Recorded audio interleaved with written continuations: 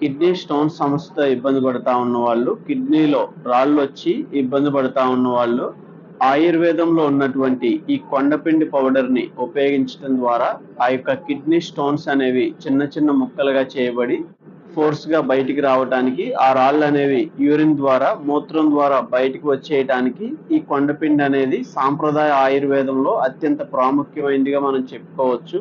ఎవరైతే kidney stones తో ఇబ్బంది పడతా ఉన్నారో అలాంటి వారు మీకు పరిసర ప్రాంతాల్లో కొండపిండి ఆకు అనేది లభిస్తూ ఉంటుంది. ఆ చెట్లు అనేవి ఉంటా ఉంటాయి.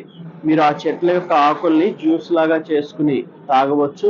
లేదా మన దగ్గర ఈ కొండపిండి పౌడర్ అనేది అందుబాటులో ఉంది. మీరు ఈ పౌడర్ ని తీసుకుని ఒక పావు లీటర్ నీటికి 2 స్పూన్లు ఈ పౌడర్ ని వేసుకుని డికాషన్ లాగా మరిగించుకుని ఉదయం సాయంత్రం తాగవలసి ఉంటది.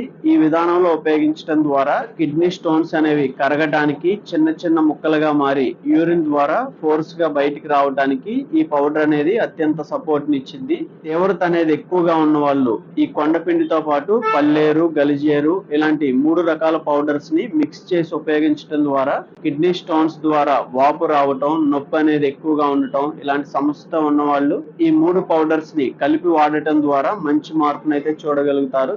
ఈ కొండపిండి అనేది సాంప్రదాయ ఆయుర్వేదంలో అత్యంత ప్రాధాన్యత కలిగిందిగా మనం చెప్పుకోవచ్చు. ఎవరైతే కిడ్నీ స్టోన్స్ సమస్యతో ఇబ్బంది పడతా ఉన్నారో అలాంటి వారు ఒకసారి ఉపయోగించి చూడండి, మంచి మార్పునైతే చూడగలుగుతారు. ఓకే ఫ్రెండ్స్, ఇలాంటి అనేక వీడియోస్ మన ఛానల్లో ఉన్నాయి. ఒకసారి కొత్తగా వచ్చిన వాళ్ళు ఆ వీడియోస్ కూడా చూసే ప్రయత్నం చేయండి. ఈ వీడియోను మనం ఎడ్యుకేషన్ పర్పస్ తో రికార్డ్ చేయడం జరిగింది. ఇది మెడికల్ అడ్వైస్ కాదు. ఓకే ఫ్రెండ్స్, ఈ వీడియోలో అయితే మరొక వీడియోతో మళ్ళీ కలుద్దాం.